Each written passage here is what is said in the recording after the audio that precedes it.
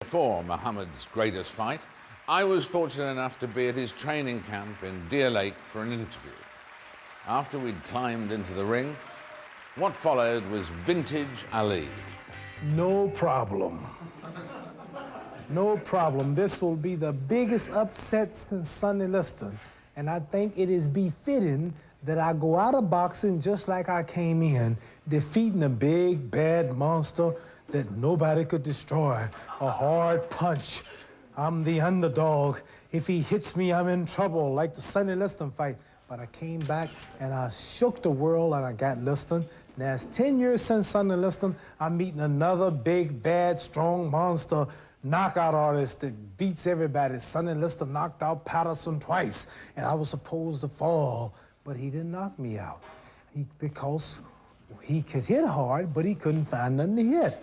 George Foreman knocked out Ken Norton, knocked out Joe Frazier.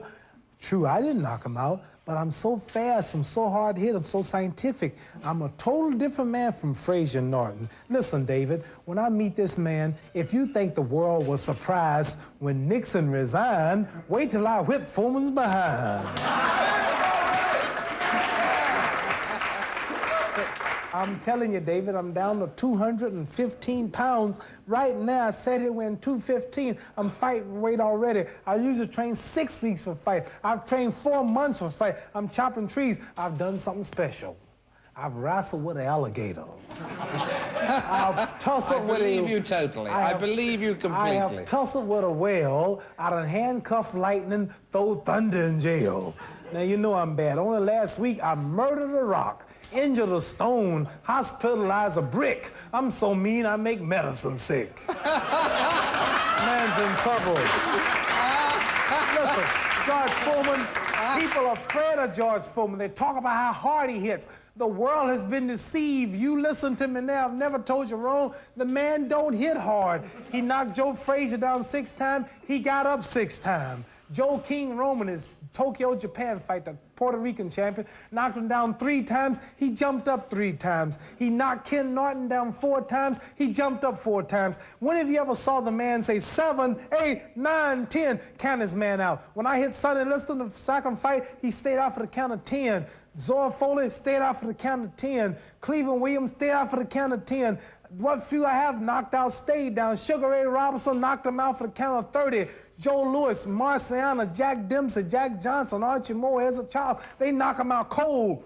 So this man has never knocked nobody out cold. He's a bully. He's slow. He has no skill, no footwork. He's awkward. And I have been given him a name.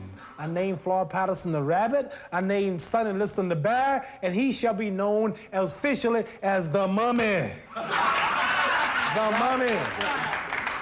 And why the Mummy? Because he fights. When he's fighting, if you ever watch him in the ring, he drags like that after his opponent.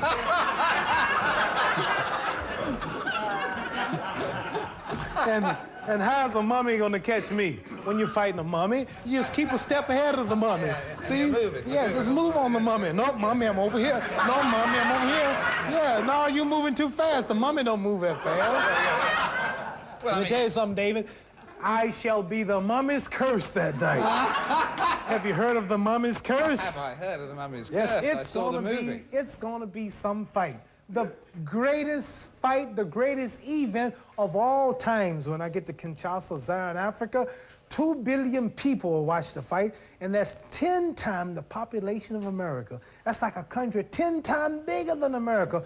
2 billion people, I found out, will fill, to give you an idea how many people it is, 2 billion people will fill an arena of 100,000 seats every night with new faces for 170 years.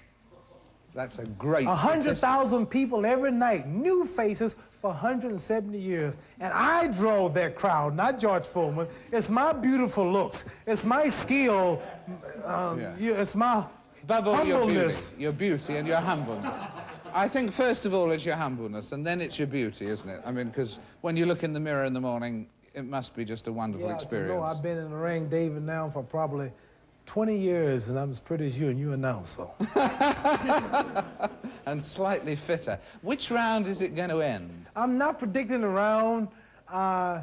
Could, but it puts me on the spot, because You worry about trying to predict a round, and you might get him early, and you call yourself carrying him until that round, or you might slip up and get hurt. It's too much pressure. I predict, David, that I'm going to outdance him.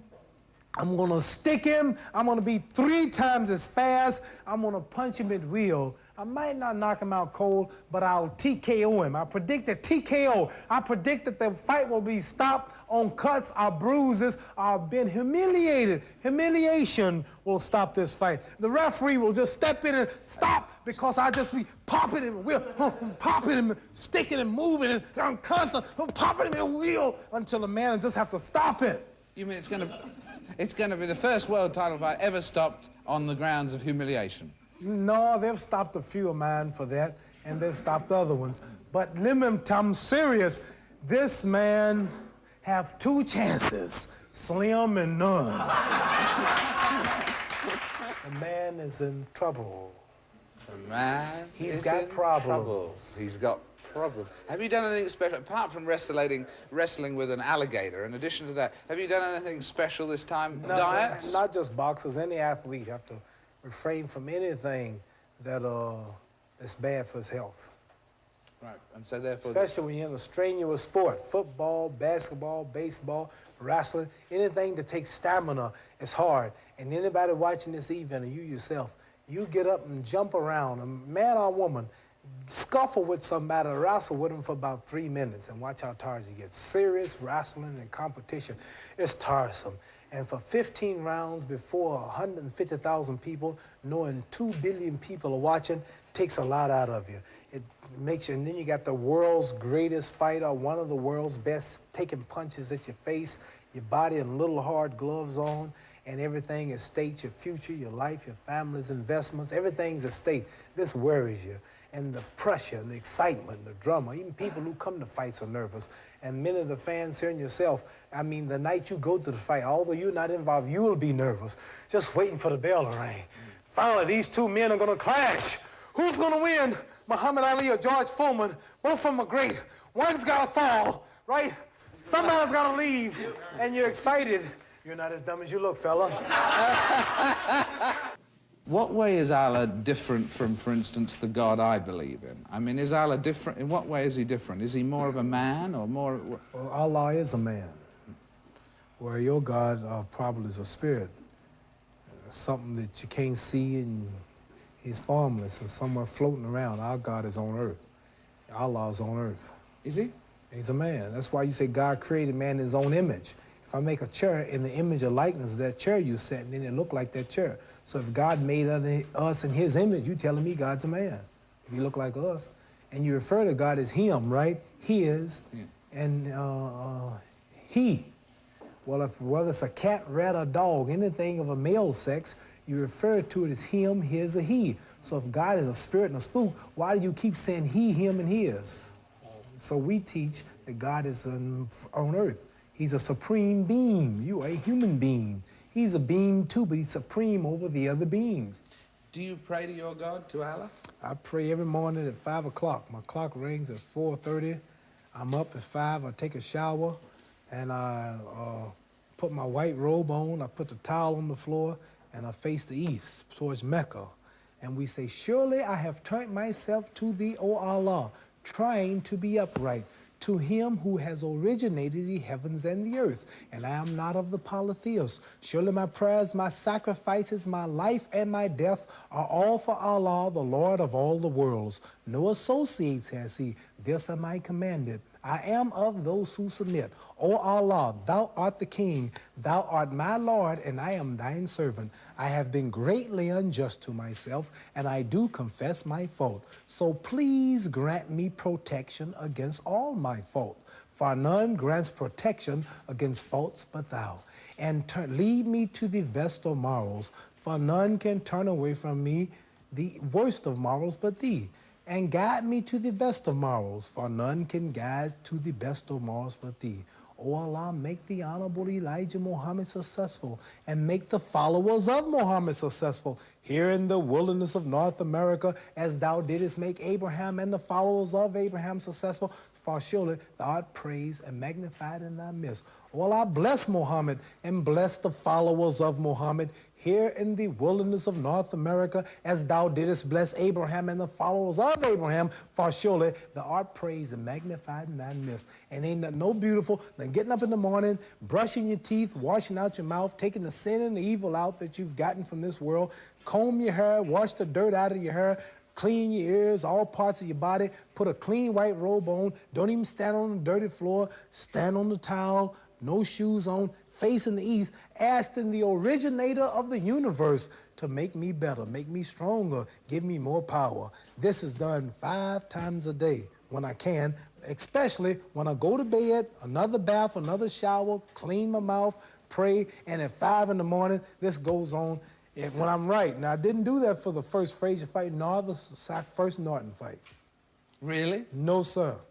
My head got big, and I started thinking it was my training camp and my boxing ability that kept me where I was at, and God punished me, and he gave me a good whooping. He broke my jaw in the second fight, and he got me whooped and knocked down in the Frazier fight, and I realized I wasn't that great after all, so I had to get not only together physically, but spiritually. For this fight, I've prayed every day for 5 days, 5 times a day for the past 4 months, and everything is perfect.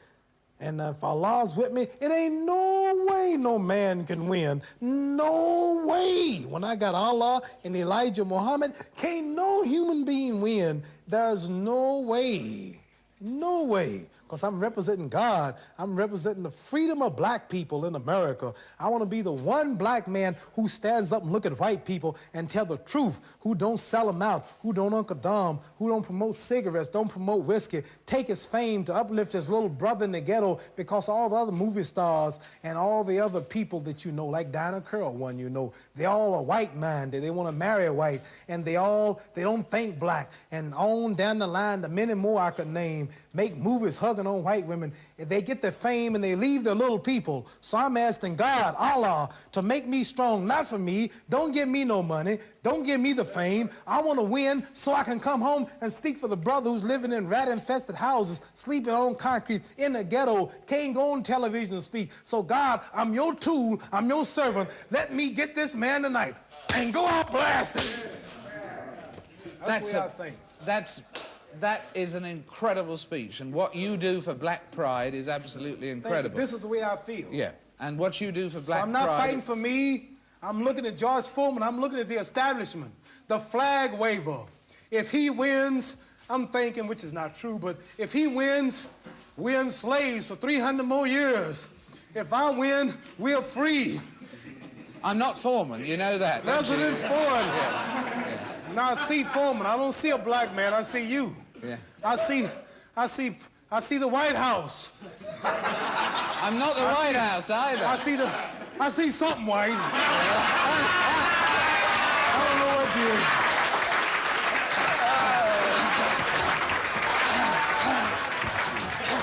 But I'm fighting slavery. I want to be free. That's what I'm fighting. Okay, you can be free. You persuaded me. No, but you do fantastic. That's the way I think, too. That's the way I think. I just don't be fighting. I think I got to get my mind like this, see? I'm bucking so many odds, and I'm a bad man, so, you know, too much for me to handle. I got to call on the supreme being to step in, to intervene. Same with the Liston fight. I did a lot of praying. And same with the draft. Same with the second Norton fight, the second Frazier fight. Divine power came in. If you watch the last round of Norton, the last round of Frazier, you'll find that if I lost the last round of Frazier in this fight, I would have lost the fight. You found that if I lost the last round of the Norton fight, I lost the fight.